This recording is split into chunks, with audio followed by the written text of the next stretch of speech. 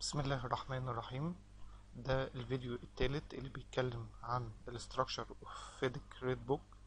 هنتكلم فيه عن التايم بروفيجن اللي هو وقت التنفيذ. هيكون محتوى الفيديو كالآتي: تايم بروفيجن هيكون تحتيه commencement date, program, delays and extension of time, time for completion, suspension, acceleration, liquidated damages and delay damages. هنتكلم فيها عن البدء، البرنامج، التأخيرات والاكستنشن اوف تايم، مد فترة التنفيذ، تايم فور كومبليشن فترة التنفيذ، سسبنشن الإيقاف، الاكسلريشن التسريع، والديلي دامجز أو اللي هي غرامات التأخير، liquidated damage أو delay damages اللي هي غرامات التأخير. هنبدأ بالكومنسمنت ديت. الكومنسمنت ديت هيكون under sub clause 1.1.3.2. ده الديفينيشن بتاع الكومنسمنت ديت، والبند ذات نفسه 8.1 الكومنسمنت ديت. بعد ما ببعت الاونر بيبعت الليتر اوف اكسبتنس within 42 days، خلال 42 يوم. لازم المقاول يكون ده اللي بيكون الكومنس ديت بتاعنا، ده بدء، ده الوقت او تاريخ بدء التنفيذ. قبليها في نوتس، ببعت نوتس قبليها ب7 ايام على الاقل، at least 7 days. بخطر فيه المقاول اللي هو لازم يبدأ، وعليه بيبقى as soon as possible the contractor shall commence اللي هو المقاول هيبدأ في التنفيذ أو يبدأ تنفيذ الأعمال، دخول الموقع، تنفيذ الأعمال والموبيلايزيشن بتاعه. failure to commence بيكون under sub clause 15. هنا بيؤدي إلى claim then a term of the contract has been purchased، تم خرق بند من بنود التعاقد. forms one of the reason for termination of the contract، بيمثل واحد من الأسباب ل termination إنهاء العقد من قبل المالك. النقطة الثانية البروجرام، برنامج الزمن. the purpose of the program، أهمية البرنامج الزمني. contractor to claim the works، المقاول بيخطط الأعمال اللي عنده. engineer to monitor progress، المهندس بيتابع تقدم الأعمال. preparing and assessing claims، إعداد وتقييم المطالبات. برنامج program is not a contract document، البرنامج مش وثيقة من وثائق العقد. effect of making the program a contract document lead to full compliance by the contractor، بيؤدي إلى الامتثال الكامل من قبل المقاول لكل فترة مكتوبة أو فترة نشاط مكتوبة أو ترتيب أنشطة أو مواعيد تسليم بعض السكشنز من الأعمال. فالمقاول فبيكون البرنامج الزمني مش مستند من مستندات العقد. requirements in the program، المتطلبات اللي بتكون في البرنامج الزمني. under sub clause 8.3 the contractor shall submit a detailed time program which shall include، هيشتمل البرنامج الزمني اللي هيقدمه المقاول المفصل، البرنامج الزمني المفصل على order of activities، ترتيب الأنشطة، timing of activities by nominated subcontractor، فترات تنفيذ للأنشطة، sequence and timing of inspection and tests، ترتيب وفترات الاختبارات والفحوصات. a report showing the general description of the method for construction and the reasonable estimate of contractor personnel equipment، في تقرير بيوصف، بيبقى فيه وصف عام لطرق التنفيذ اللي أنا هستخدمها، وحصر تقديري للمعدات وأفراد المقاول. time scale for submitting the program، أنا هقدم البرنامج إمتى والاستشاري هيعتمدوا في خلال قد إيه. contractor shall submit a program to the engineer for his consent within 28 days after receiving the notice under subclause 8.1 commencement of works. المقاول بيقدم البرنامج الزمني للاستشاري للموافقة عليه، مش اعتماده، الموافقة عليه في خلال 28 يوم بعد ما هو بعد ما بيستلم النوتس اللي هو بتاع تنفيذ الأعمال. unless the engineer within 21 days after receiving a program, give notice to the contractor stating the extent to which it doesn't comply with the contract. ما لم يخطر المهندس المقاول في خلال 28 يوم بعد استلامه، في خلال 21 يوم بعد استلامه البرنامج الزمني على البنود او الانشطه او اي حاجه موجوده في البرنامج الزمني مش ممتثله للعقد او غير مطابقه للعقد، فساعتها الكونتراكتور shall proceed in accordance with the program. المقاول هيبدأ يشتغل طبقا للبرنامج الزمني اللي قدمه للاستشاري subject to his other obligation under the contract طبقا لالتزاماته التعاقدية. revised program. النقطة الثانية revised program. Fidic 99 requires the contractor to notify the engineer of proper future events which may adversely affect the work. الفيديك 99 بيطلب من المقاول ان هو يخطر الانجينير المهندس بالاحداث المستقبليه اللي ممكن تؤثر على الاعمال او or increase the contract price or delay the execution of work، او اللي هتزود قيمه العقد او هتاخر تنفيذ الاعمال او تزود فتره تنفيذ المشروع. The engineer may require contractor to submit an estimate of anticipated effect and or proposal under subclause 13.3 variation procedures. المهندس ممكن يطلب من المقاول يقدم له تقدير او حصر بالايفنتس الاحداث او بروبوزال بيقول له فيه ان هي الاحداث المتوقعه اللي ممكن تاثر على تنفيذ المشروع او تاثر على البرنامج الزمني بتاعه. رقم 3 delays and extension of time. importance of time. Time is fundamental importance. الوقت ليه أهمية كبيرة جدا. for contractor للمقاول additional time means additional cost. زيادة الوقت بيقابلها زيادة في التكاليف لأنه عنده site overheads, head office overheads and the cost of extended periods of insurance and guarantees، وكمان الفلوس اللي هو هيدفعها أو المبالغ اللي هيدفعها عشان يمد فترة التأمينات، فترة تأمين الأعمال. For employer means financial arrangements, rents, lease, liability, return on investment. بالنسبة للمالك فدي في ترتيبات مالية هو عنده، في إيجارات هو بيدفعها، في return on investment اللي هو بيبني فندق أو بيبني منتجع، في عاوز يلحق سيزون، في بروفيت هتجيله اول ما يبدأ يشغل، فكل يوم تأخير دي بتأثر على الربحية بتاعته من المشروع اللي هو بيعمله. النقطة اللي بعد كده time for completion. time for completion commence from commencement date. فترة التنفيذ بتبدأ من commencement date اللي هو تاريخ بدء الأعمال. the term time for completion include extensions. الترم مصطلح extension time for completion فترة التنفيذ بتشمل برضو اللي هو extension of time اللي هو مد فترة التنفيذ. contractor is entitled to extension of time for completion as a result of delays only to activities which lie on the critical path. في البرنامج الزمني في البرامافيرا في critical activities و non critical activities.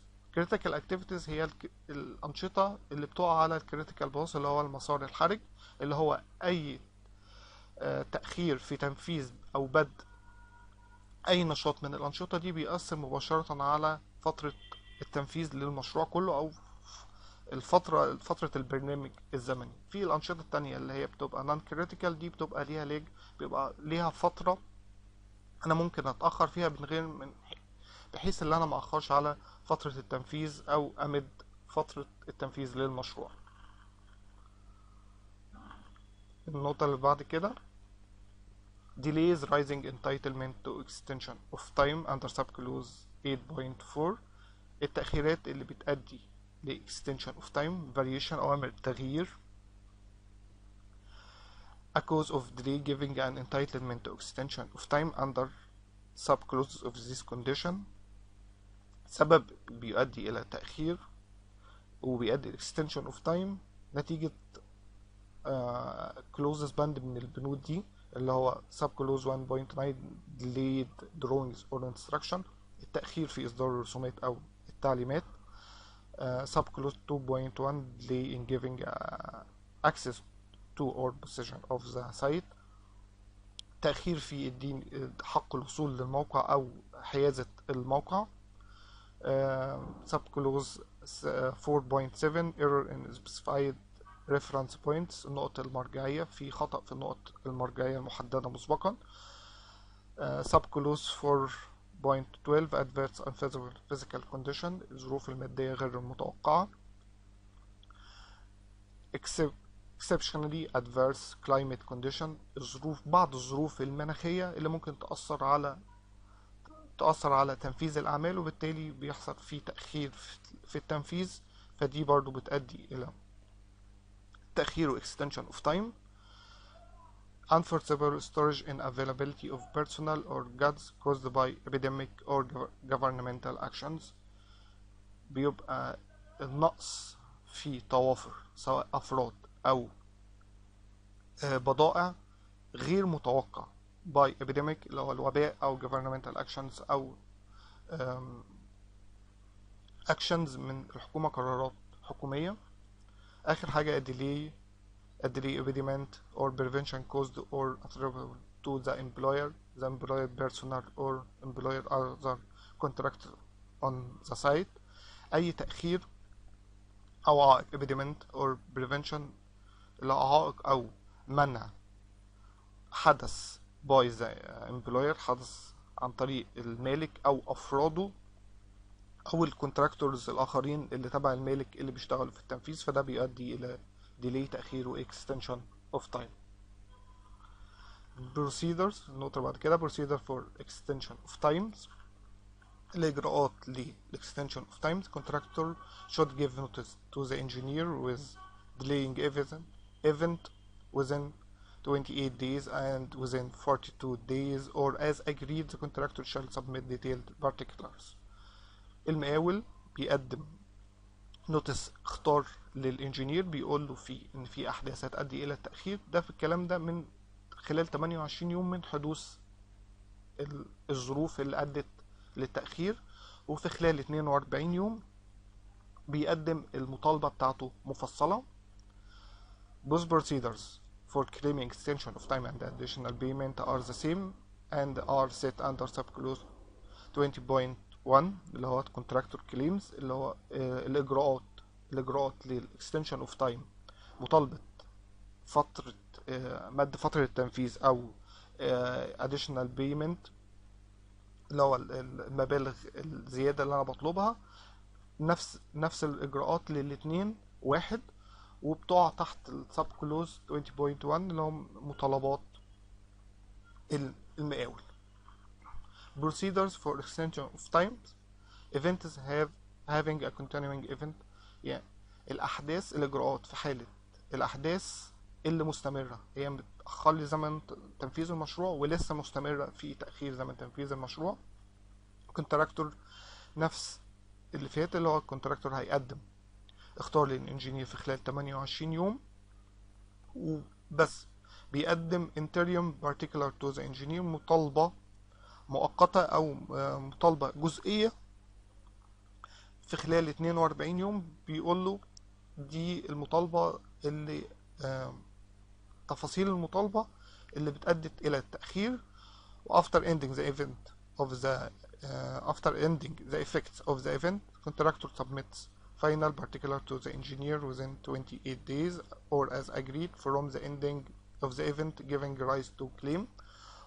وبعد انتهاء الأحداث المؤثرة بيقدم المطالبة بتاعته مفصلة للإنجينير للمهندس في خلال 28 يوم or as agreed أو حسب ما متفق عليه في ال particular conditions. الانجينير determination، قرارات الانجينير respond، المفروض اللي هو بيرد في خلال within 42 days after receiving a claim or any further particular supporting a previous claim، بيرد في خلال 42 يوم من تقديم المطالبة or within other period as agreed by the engineer and the contractor، أو أي فترة تانية متفق عليها ما بين الطرفين. engineer obligation، التزامات الانجينير في الحالة دي بتكون ايه؟ respond with approval or with disapproval and detailed comments، اللي هو بيرد بالموافقة أو عدم الموافقة بالتعليقات بتاعته المفصلة. he may also request any necessary further particulars but shall nevertheless give his response on the principle of the claim within such time. بس ما ينساش اللي هو يقدم الرد بتاعه في خلال 42 يوم أو أي فترة تانية متفق عليها ما بين الطرفين. determination not be as unreasonably withheld or delayed under subclause 1.3. determination قرارات المهندس يجب ألا تتوقف أو أعمل لها هولد بدون أسباب مقنعة.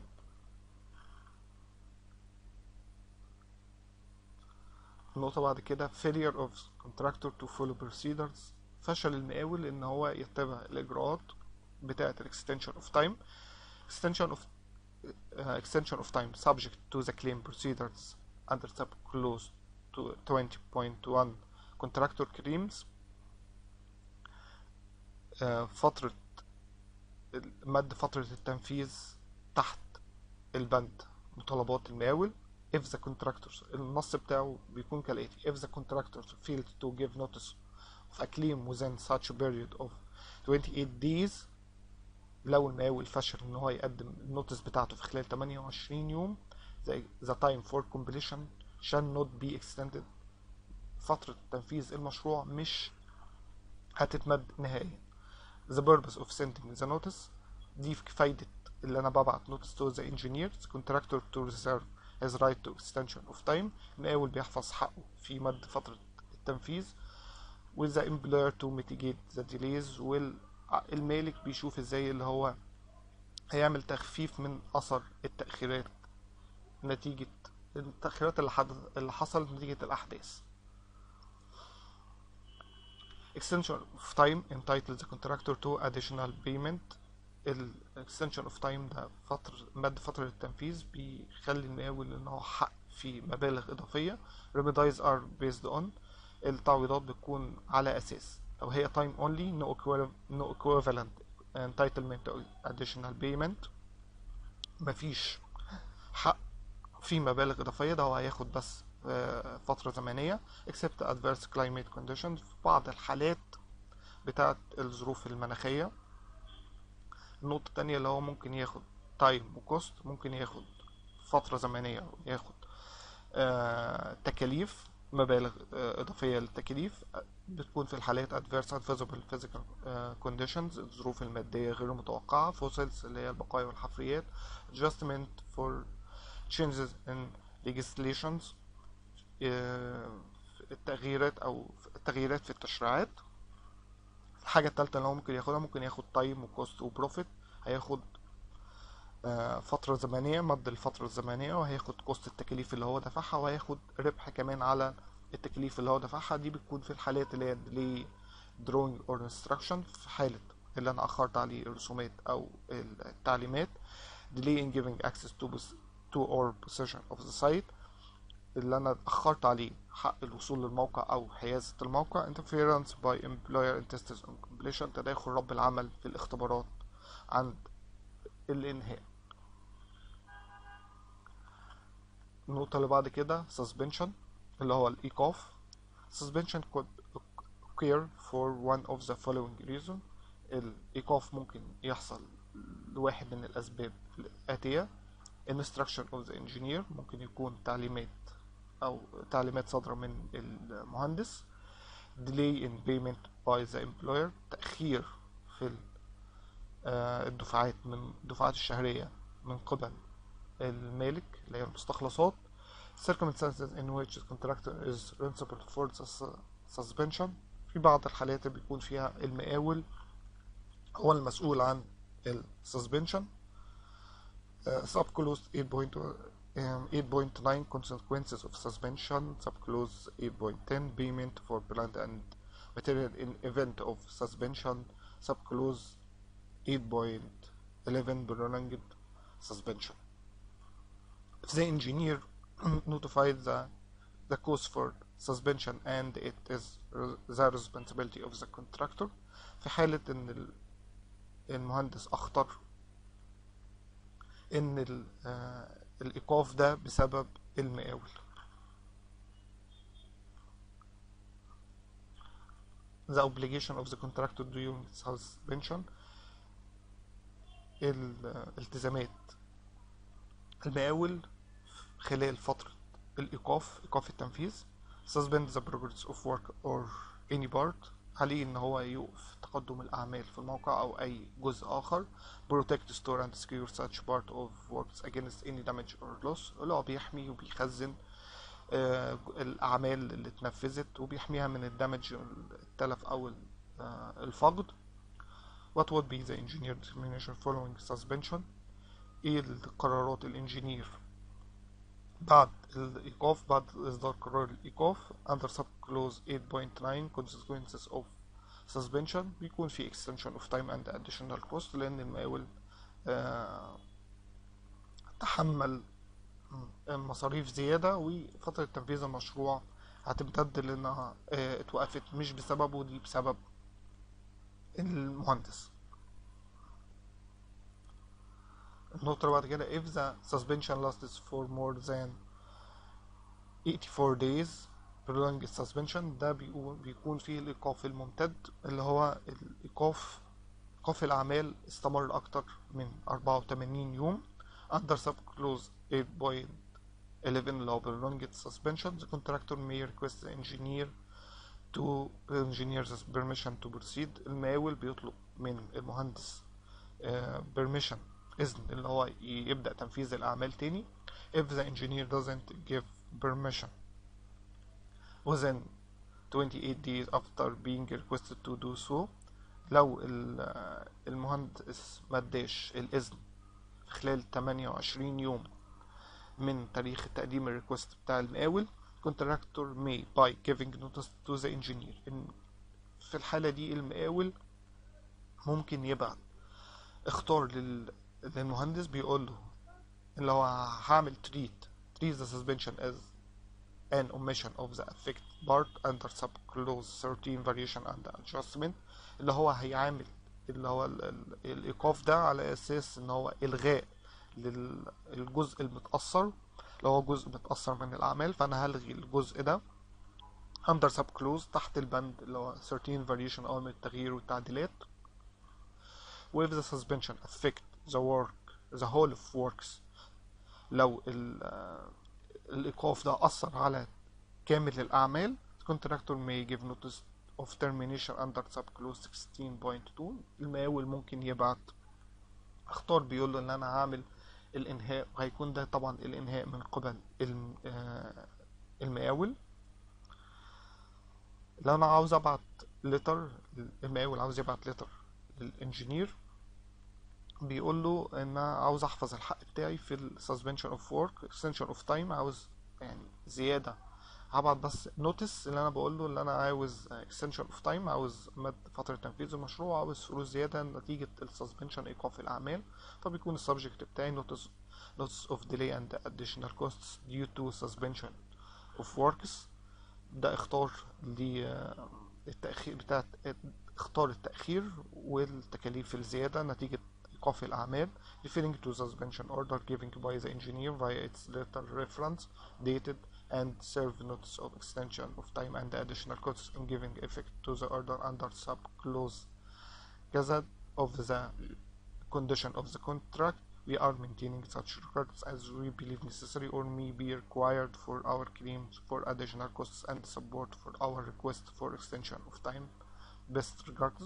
تبعت له تقول له نتيجة ان الإيقاف اللي حصل من قبل المهندس، وبتذكر الريفرنس بتاع الليتر والديت بتاعه، بتقول له ان احنا بنحفظ حقوقنا في مد فترة التنفيذ، بنحفظ حقوقنا في التكليفات الزيادة وطبقا للبند كذا اللي موجود في العقد، واحنا بنحفظ حقنا في as we believe necessary، زي ما بنعتقد ان هو ضروري، حسب اعتقادنا اللي هو ضروري، او هتطلب منا or may be required for our claim، او اللي هي مطلوبة مننا في المطالبة بتاعتنا بالتكاليف الزيادة ومد فترة التنفيذ. النقطة اللي بعد كده الاكسلريشن، اللي هو تسريع تنفيذ الأعمال. Acceleration could occur for one of the two reasons: acceleration to overcome delay by the contractor, acceleration initiated by the employer to achieve early completion. التسريع تنفيذ الأعمال ممكن يحصل في الحالتين، اللي هو لو أنا في تأخير عشان في تسريع عشان أعوض التأخير اللي حصل ما بين التأخير اللي حصل بسبب المقاول، أو اللي هو acceleration initiated تسريع بمبادرة من الامبلوير to achieve early completion عشان يحقق تنفيذ المشروع في وقت أقل. The engineer's instruction in case of a delay by the contractor، دي الحالة الأولى من acceleration. cause one acceleration to overcome delay by the contractor under subclause 8.6. if actual progress is too slow to complete within the time for completion, and or progress has fallen or will fall behind the current program under subclause 8.3 programs. لو التقدم الأعمال الحالي بطيء جدا مش هيخليني أنفذ في فترة المشروع المحددة، أو التقدم الأعمال ده هيؤدي إلى تأخر البرنامج الزمني، هيأخر البرنامج الزمني من وجهة نظر الاستشاري. engineer في الحالة دي engineer may instruct under subclause 8.3 program a revised program and supporting report describing revised method to expedite progress and complete within the time for completion. الانجينير بيدي instruct أمر طبقا للبند بتاع البرنامج ببرنامج زمني معدل بيعالج فيه التأخير بتاع الديلي اللي حصل ده، بيعالج فيه التأخير اللي حصل، وبيطلب فيه supporting report describing وبيطلب فيه طرق التنفيذ المعدلة عشان أسرع تقدم الأعمال وأحقق الزمن أو التاريخ اللي أنا عاوزه لتنفيذ الأعمال، زمن النهائي تنفيذ الأعمال. costs incurred shall be borne by the contractor. في الحالة دي التكلفة الزيادة نتيجة الاكسلريشن أو التسريع بيتحملها المقاول، لأن احنا في الحالة اللي هو acceleration to overcome delay by the contractor، تسريع نتيجة تأخير من قبل المقاول. failure to comply، لو المقاول فشل في اللي هو يسرع الأعمال acceleration lead to entitlement to termination، فساعتها بيؤدي إلى إنهاء الأعمال من قبل المالك. under what provision can the employer instruct the contractor to achieve completion before the time for completion expires؟ تحت أي بند ممكن المالك يطلب من المقاول إن هو يحقق له early to achieve early completion، بيطلب منه اللي هو يحقق انهاء الأعمال قبل التاريخ المحدد في particular condition. مفيش بند بيقول الكلام ده. it's done by mutual agreement، بيتم طبقا للاتفاق ما بينهم. ودي الحالة التانية اللي احنا قلنا عليها، اللي هو acceleration initiated by the employer to achieve early completion. الحالة التانية اللي هو التسريع نتيجة مبادرة من المالك ان هو عاوز يحقق مشروع او ينفذ المشروع في فترة اقل. under what provision can the contractor propose to achieve completion before the time for completion expires؟ تحت اي بند ممكن العكس، المقاول يطلب من المالك ان هو يحقق له المشروع او ينفذ له المشروع في وقت اقل. ده بيكون تحت البند 13.2 under sub clause 13.2 value engineering، اللي هو التوفير. هي ما بتبقاش cost reduction، ده بتبقى value engineering، اللي انا هنفذ لك المشروع في وقت اقل بنفس الكواليتي بتاعتي من غير ما اقلل لك في الكواليتي اللي عندي. the contractor may submit to the engineer a proposal to، المقاول ممكن يقدم للمهندس اقتراح ل accelerate completion، ان هو ممكن يسرع له التنفيذ. reduce the cost to the employer اللي هو هيقلل له التكلفة بس من غير ما يجي على الكواليتي. improve the efficiency of the workers اللي هو بحسن كفاءة الأعمال. otherwise be of benefits to the employer بعض الفوائد الأخرى للمالك. what are the costs of acceleration؟ ايه التكاليف أو المبالغ الإضافية اللي بتنتج من نتيجة الاكسلريشن اللي هو التسريع. working additional hours هنشتغل الشغل بيبقى فترة الشغل بتبقى زيادة، ده بزود عدد ساعات العمل. overtime or on holidays اللي أنا بشتغل overtime بعد مواعيد العمل الرسمية أو في الأجازات. providing additional labors بمد المشروع في عمالة إضافية. providing additional or different equipment بمد المشروع بمعدات زيادة أو معدات مختلفة. advancing dates of delivery بسرع أو بقدم تواريخ الدليفري اللي هو التسليمات للموقع. آخر حاجة liquidated damages for delay اللي هو غرامات التأخير.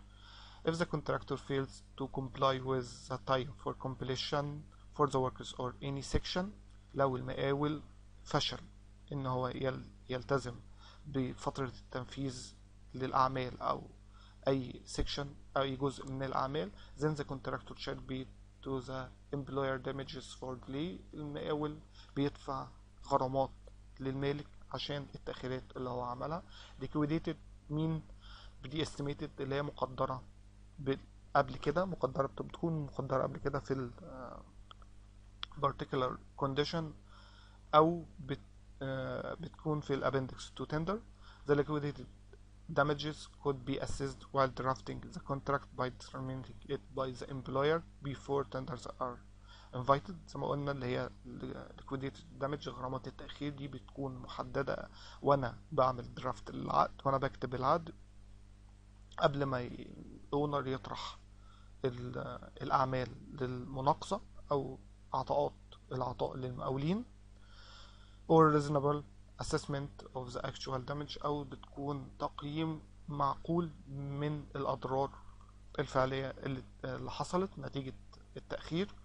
liquidated damage could be calculated as employer losses or foregone benefits على ممكن الغرامات دي بتحدد أو بتحسب على خسائر الأونر أو الفوائد أو الأرباح اللي هو كان هيكسبها نتيجة تنفيذ المشروع أو افتتاح المشروع. the daily cost of the employer's personal involved in supervision والتكاليف اليومية أو المصاريف اليومية لأفراد رب العمل الموجودين في عملية السوبرفيجن مراقبة التنفيذ المشروع. shall the liquidated damage relieve the contractor from his obligation to complete the works؟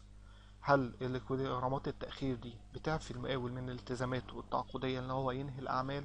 بالطبع لا، لأن هو المقاول مطلوب منه اللي هو تنفيذ الأعمال. what are the advantages of liquidated damage؟ مميزات غرامات التأخير بالنسبة للإمبلوير doesn't have to prove losses due to delay، مش محتاج ان هو يثبت التأخيرات بتاعته لأنها محطوطة نسبة ثابتة بتكون تقريبا نص في المية من قيمة العقد في الأسبوع بالويك. فالمقاول كده عارف هو هيدفع ايه، والأونر عارف مش محتاج يثبت التأخيرات اللي عنده لأن هي قيمة نسبة محطوطة في الابندكس تندر أو محطوطة في العقد.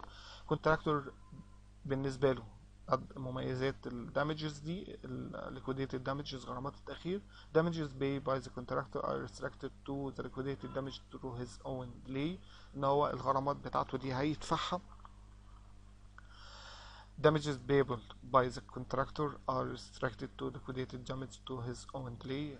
الغرامات اللي هيدفعها هي الغرامات محددة طبقا للliquidated damages، هو عارف هو هيدفع النسبة دي لو حصل تغيير.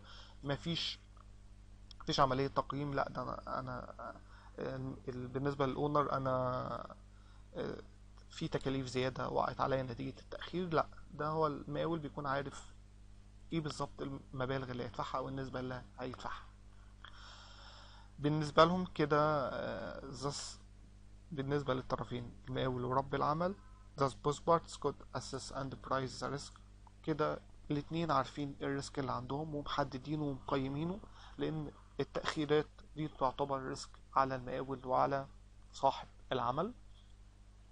The liquidated damage could be reduced if a taking over certificate is issued for any part or section of the works.